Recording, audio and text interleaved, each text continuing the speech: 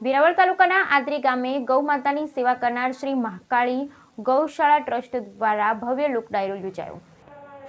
આદરી ગામ ખાતે મહાકાળી ગૌશાળા ટ્રસ્ટ દ્વારા પૂર્વ ધારાસભ્ય ગુજરાત મીજ નિગમના પૂર્વ ચેરમેન રાખસીભાઈ જોટવાના વડપણ હેઠળ ભવ્ય લોક ડાયરો યોજાયો। આ કાર્યક્રમમાં પૂનમ ગઢવી, ગોપાલ સાધુ અને રાજાભાઈ ગઢવી જેવા જાણીતા કલાકારોએ પોતાની કલાનું પ્રદર્શન કર્યું। કાર્યક્રમમાં હજારો લોકોની મીદની ઉમટી હતી। આ તકે તમામ સમાજના અગ્રણી, રાજકીય અને સામાજિક આગેવાનો કલા સાધના માટે ઉપસ્થિત રહ્યા હતા। કાર્યક્રમના આયોજનમાં આદરી ગામના સમસ્ત ગ્રામજનો ખભે ખભો મેળવી એક સાથે ઉલ્લાસભેર જોડાયા।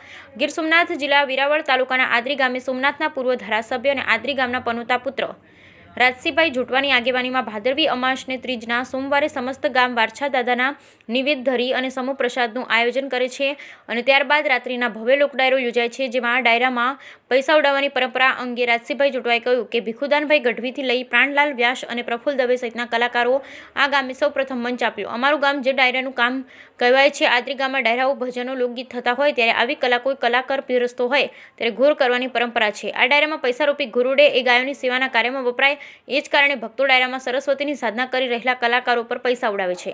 દર વખતે ડાયરામાં ઉડેલા રૂપિયા ગૌશાળામાં જ ઉપયોગ લેવાય છે અને ગૌશાળાનું એડિટ પણ કરવામાં આવે છે।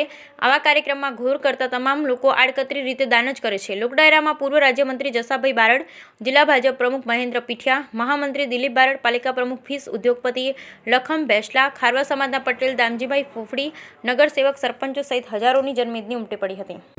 મહાકાળી ગૌશાળા આદરી ગ્રામ સમસ્ત દર વર્ષની જેમ આ વર્ષે પણ ભાદરવાના ત્રીજા સોમવારે એક સમૂહ ભોજન સમસ્ત ગામનો હોય છે।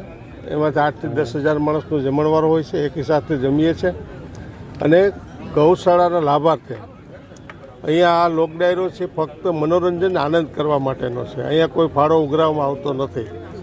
ફક્ત અમારે આદરી ગામ જ એવું છે સક્ષમ કે આજે પણ અમારી ગૌશાળામાં 25 લાખનું ફંડ પડ્યું છે અને જ્યારે ગામનો જમણવાર હોય ત્યારે 10 લાખ રૂપિયા 3 કલાકમાં ફાળો થઈ જાય છે।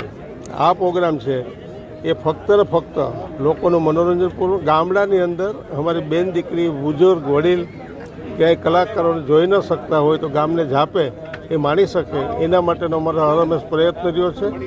અને આદરી ગામ વર્ષોથી આપ જાણો છો કે અહીંયા અસંખ્ય કલાકારો આ સ્ટેજ ઉપરથી ગુજરાતમાં અને વિશ્વમાં નામ ઉજળું કર્યું છે। એ આ મહાકાળીનું સાનિધ્ય છે ને હર કલાકારને આ સ્ટેજ ઉપર આવવાની ખૂબ ઈચ્છા થતી હોય ત્યારે અમે ગામનો પણ ખૂબ સહકાર મળે છે અને આખું ગામ એક થઈ સાથે ભોજન કરીએ છીએ અને ગૌશાળાની રક્ષા માટે, ગાયોની રક્ષા માટે આવા ભગીરથ કાર્યો કરીએ છીએ। ત્યારે ખૂબ આપણા પત્રકારો, વડીલોનો ખૂબ અમને સહકાર મળે છે દર વર્ષે। આ વર્ષે પણ ખૂબ સહકાર મળ્યો છે ત્યારે બધાનો ખૂબ આભાર। ભાદરવાના સોમવાર તો 4 હોય છે ને, એ 4 ગામ પાડે છે। તે દિવસ દૂધ બંધ હોય છે, ધંધો બંધ હોય છે, ખેતી બંધ હોય છે, વેપાર બંધ હોય છે।